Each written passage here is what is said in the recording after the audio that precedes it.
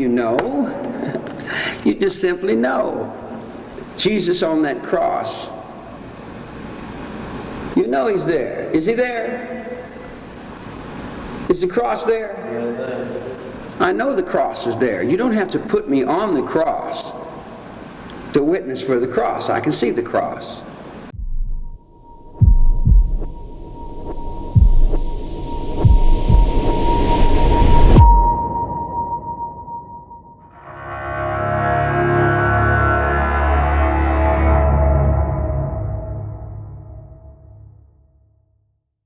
The Manson Family Murders.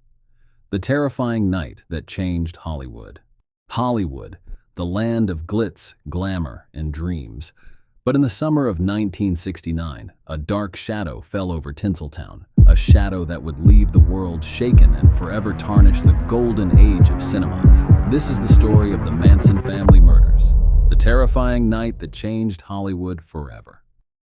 The summer of 1969, an era of peace, love, and rebellion. The Vietnam War raged on. The Woodstock Festival was on the horizon, and the youth of America was ready for change.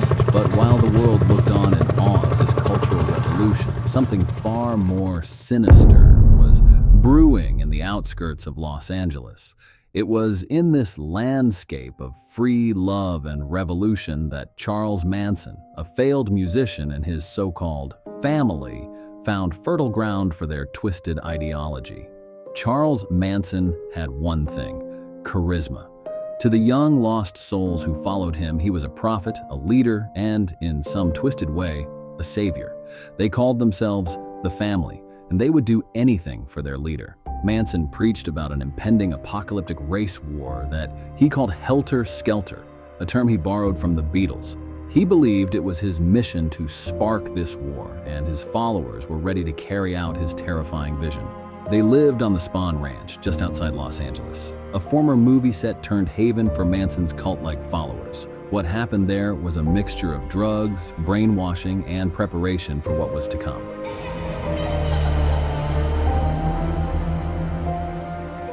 On August 8, 1969, Manson sent 4 of his followers, Tex Watson, Susan Atkins, Patricia Krenwinkel, and Linda Kasabian, on a mission of terror. Their target, a secluded home on Cello Drive nestled in the Hollywood Hills. The home belonged to famed director Roman Polanski and his pregnant wife, actress Sharon Tate. Sharon Tate, glowing with the promise of motherhood, had no idea that her home had been marked for death. Neither did her guests. Jay Sebring, a celebrity hairstylist, Abigail Folger, heiress to the Folger coffee fortune, and her partner, Wojciech Frykowski. Their peaceful evening turned into a nightmare when Manson's followers arrived.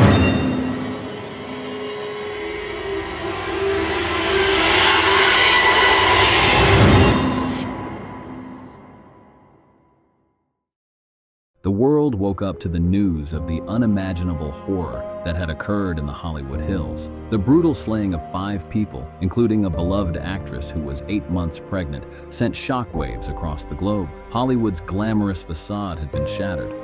No one felt safe anymore. The star-studded, carefree world of celebrities and movie magic would never be the same.